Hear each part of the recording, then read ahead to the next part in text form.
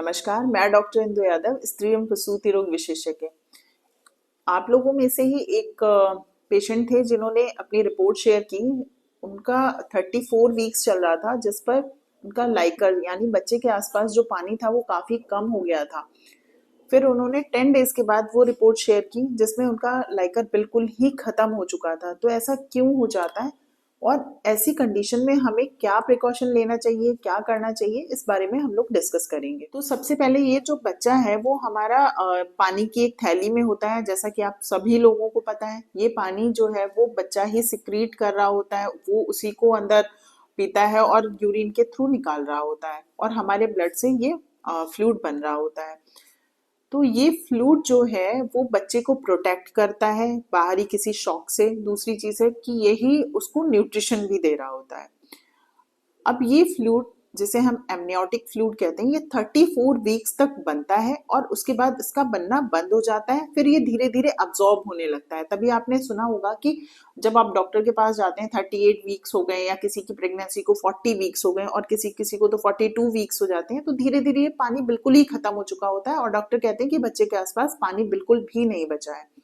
तो ये एक ऐसी कंडीशन है जो नेचुरल है। मतलब 36-38 वीक्स में पानी धीरे धीरे कम होता ही जाता है। कई बार क्या होता है, जैसे कुछ पेशेंट्स हैं जिनका ब्लड प्रेशर बहुत ज्यादा बढ़ा हुआ है, उनका किसी का बीपी चल रहा है 180, किसी का 200 तक जाता है। अगर ऐसा ब्लड प्रेशर बढ़ा हुआ है तो उसकी वजह से भी हमारी जो ब्लड वेसल्स हैं वो कॉन्स्ट्रिक्टेड होती हैं और ब्लड फ्लो कम हो जाता है। प्लेसेंटा में उतना ब्लड फ्लो नहीं पहुंचता है, जिसकी वजह से एमनियोटिक फ्लूइड का प्रोडक्शन ही, मतलब वो बनता ही नहीं है। स्टार्टिंग से ही उसका बनना कम होता है और धीरे धीरे वो बिल्कुल ही खत्म होता जाता है। तो ऐसी कंडीशन में कभी कभी 30 वीक्स पर भी लाइकर बिल्कुल भी नहीं होता है और बेबी की ग्रोथ एकदम स्टॉप हो जाती है। तो मेन चीज ये है कि अगर ये लाइकर कम हो रहा है तो हमें क्या करना है। अगर 30 वीक्स हैं, 32 वीक्स हैं, तो हम लोग लाइकर बढ़ाने की मेडिसिन देते हैं। कुछ ऐसी मेडिसिन हैं जिससे कि ब्लड वेसल्स जो है वो डायलेटेड हो जाती हैं और इसका एमनियोटिक फ्लूइड का प्रोडक्शन थोड़ा सा बढ़ जाता है। कई बार हम लोग बाहर से इन्फ्यूजन्स भी देते हैं, बहुत सारी चीजें हैं, लेकिन हमेशा उससे बढ़ ही जाएगा ऐसा जरूरी नहीं है। तो इस कंडीशन में एक तो आपको डॉक्टर को रेगुलर विजिट करना है, दिखाना है और रेगुलर चेकअप भी कराना है अल्ट्रासाउंड के थ्रू कि ये फ्लूइड एकदम कम तो नहीं हो रहा है या कम हुआ था दवाइयों से बढ़ा है या नहीं बढ़ा है। अगर मान लीजिए वो फ्लूइड नहीं बढ़ रहा है, इस कंडीशन में डॉक्टर आपको डिलीवरी की सलाह देंगे। अगर बिल्कुल ही खत्म हो गया है फ्लूइड तो वो आपको सिजेरियन सेक्शन की सलाह देंगे और अगर थोड़ा सा ठीक है फ्लूइड तो वो आपको नॉर्मल डिलीवरी की भी सलाह दे सकते हैं। अब आप लोगों को समझ में नहीं आएगा कि नॉर्मल कितना होना चाहिए। तो देखिए, जो AFI यानी एमनियोटिक फ्लूइड इंडेक्स है वो 5 से 25 के बीच में होना चाहिए। अगर 5 से कम है तो उसे हम लोग ओलाइगोहाइड्रोमनियोज कहते हैं, यानी पानी की कमी हो गई है। अगर वो 25 से ज्यादा है तो वो पॉलीहाइड्रोमनियोज यानी बहुत ज्यादा पानी हो गया। अगर इसके बीच में है तो ठीक है, जैसे कभी कभी 7, 8, 9, 10 है तो इतना ठीक रहता है।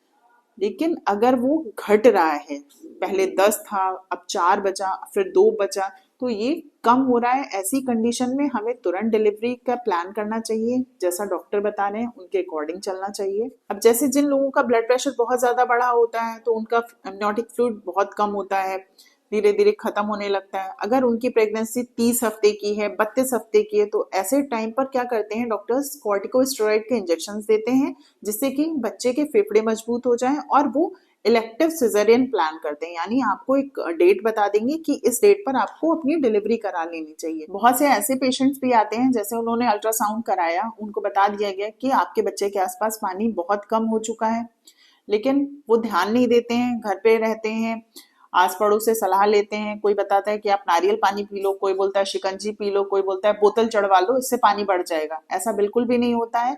और ये लोग घर पे जब बैठे रहते हैं, कई बार पेशेंट्स आए हैं जिनके बच्चे पेट में ही खत्म हो गए।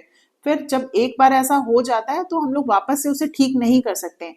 तो आप कोशिश कीजिए कि अगर आपको डॉक्टर बता रहे हैं कि बच्चे के आसपास ऐसी दिक्कत है या बच्चे में कोई प्रॉब्लम हो रही है, तो तुरंत डिलीवरी का प्लान करें। डॉक्टर आपके लिए कभी बुरा नहीं चाहेंगे।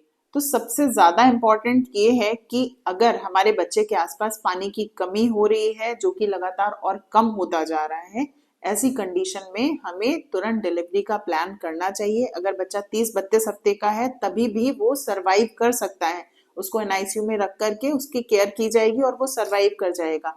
आप अगर उसे अंदर ही रखे रहेंगे और उसका पानी नहीं बढ़ेगा तो बच्चा 100% है कि पेट में खत्म हो सकता है। तो ऐसी गलती बिल्कुल भी ना करें। अगर कोई भी चीज आपके साथ ऐसी हो रही है तो उसे तुरंत डॉक्टर को दिखाएं, सिर्फ अल्ट्रासाउंड कराकर नहीं रखें। तो आई होप फ्रेंड्स ये वीडियो आपके लिए यूजफुल होगा। अगर आपको ये वीडियो पसंद आता है तो उसे लाइक करें, शेयर करें और चैनल को सब्सक्राइब करें। वीडियो देखने के लिए थैंक यू।